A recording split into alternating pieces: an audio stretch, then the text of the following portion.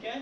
आज हम सीडीपी के 3 क्वेश्चन करेंगे और वो 3 क्वेश्चन काफ़ी अच्छे होंगे, उन्हें समझेंगे, ठीक है ना। और मनोवैज्ञानिक जितने भी हमारे मनोवैज्ञानिक ने कि अब कई सारी रिसर्च करके अपने अपने सिद्धांत दिए हैं, उन्होंने अधिकतर छात्रों पर अपने व्यू दिए हैं, क्योंकि हमें बच्चों के बारे में ही जानना बहुत ज़रूरी है, क्योंकि उन्हें पढ़ाना होता है और उनका कब मानसिक विकास होता है और उनकी क्या हलचल होती है, ठीक है ना। और वही चीज़ आपने अगर साइकोलॉजी अच्छी तरह से पढ़ रहे हो, वही चीज़ आप अपनी लाइफ में यूज़, आपने पढ़ना नहीं है, उसको समझना है, क्योंकि अपने ऊपर भी उसे इम्प्लीमेंट करना है, तब चीज़ें उसका कुछ ना कुछ आपको मिलेगा।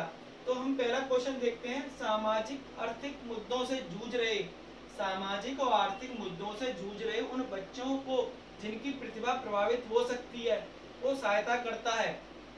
तो देखो इसका पहले मतलब समझना होगा, यानी जो छात्र हैं सामाजिक यानी समाज में आर्थिक मुद्दों से जूझ रहे होते हैं, उन बच्चों की प्रतिभा को जो प्रभावित होती है, यानी जिसके पास पैसा नहीं है या कुछ और प्रॉब्लम है, ठीक है ना, सामाजिक, तो वो प्रतिभा जिससे उसकी प्रभावित होती है, तो वो सहायता करता है। क्या चीज सहायता करता है? पहला ऑप्शन है स्व अधिगम मॉडल, ठीक है ना। स्व अधिगम मॉडल यानी खुद के द्वारा उसका निर्माण किया गया, उसकी प्लानिंग की गई हो, उसके अनुसार पढ़ना। दूसरा विभेदित निर्देश, यानी कई सारे निर्देश वगैरह का पहचानना, जानना कि ये चीज। पाठ्यचर्या का विस्तार, जब सामाजिक आर्थिक में ही वो मुद्दों में जूझ रहा है, तो पाठ्यचर्या का विस्तार बेचारा कहाँ से करेगा वो। संज्ञानात्मक वर्गीकरण, तो इसमें संज्ञानात्मक वर्गीकरण करने की बात ही नहीं है, क्योंकि संज्ञानात्मक वर्गीकरण तो होगा जब वो पढ़ लिख जाएगा, उसका कितना विकास हुआ उसके हिसाब से। तो निर्देश हमें देना नहीं है, तो ये ऑप्शन कटा। पाठ्यचर्या का विस्तार ये कटा, उसके संज्ञानात्मक विकास ये कटा।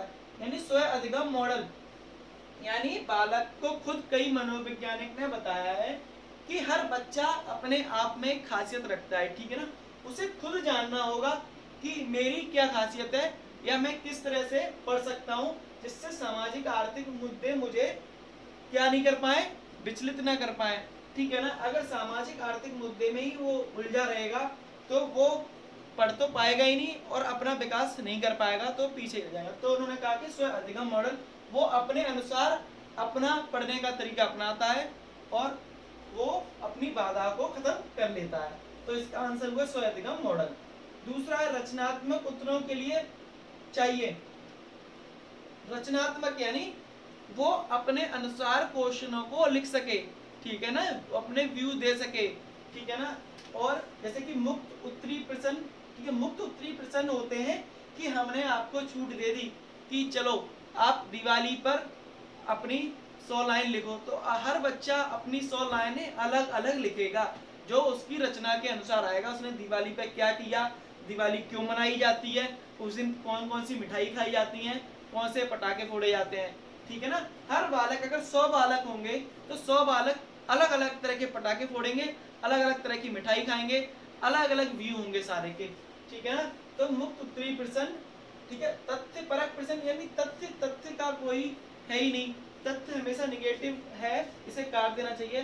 तथ्य परक प्रश्न, इन पे ज्यादा बहस भी नहीं करनी चाहिए। तथ्य परक प्रश्न पे सीमित उत्तर वाले प्रश्न, सीमित उत्तर देनी नहीं है। जितना अच्छे बालक जितने अपने व्यू दे रहा है वो असीमित है, तो इसका मतलब वो उसका भी विकास बढ़ रहा है, सीमित नहीं होना है, ठीक है ना। जो चीज आपने कर ली उससे आगे बढ़ने की कोशिश करनी है। उसका प्रत्यक्ष प्रश्न, अब यहाँ कंफ्यूज होती है कि प्रत्यक्ष प्रश्न काफी अच्छे होते हैं कि जो चीज हमारे सामने कोई पूछ रहा हो और हम उसे बता सकें, मगर इससे भी अच्छा वो पहला क्यों है मुक्त उत्तरी प्रश्न, कि इस क्योंकि रचनात्मक है, तो रचनात्मक में बालक उत्तरी लिख सकेगा अपने चीजों को, क्योंकि जो भी अच्छे एग्जाम है हमारे लिखने पर ही होते हैं, ठीक है ना।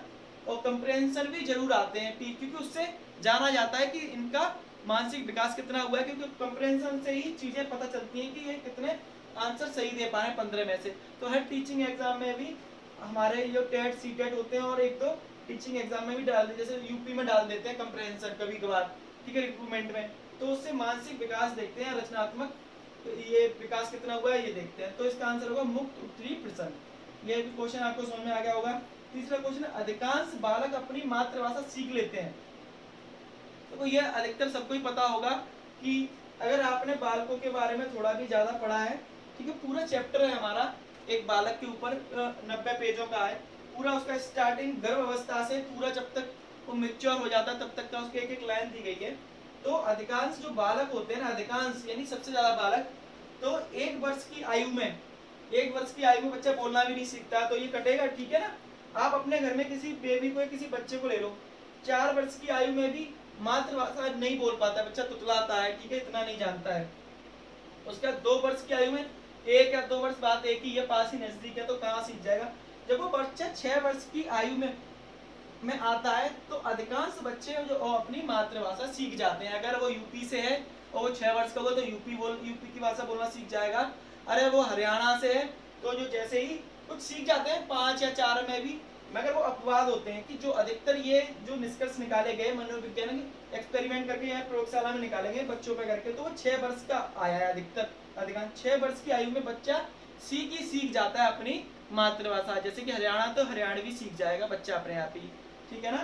तो ये हमारी चीजें 3 क्वेश्चन अच्छे से क्लियर हुए, ठीक है ना। हमने ये जो जितने भी एग्जाम सीडीपी साइकोलॉजी होती है, ये सारे छात्रों पे है, छात्रों पर डिपेंड है, ठीक है ना।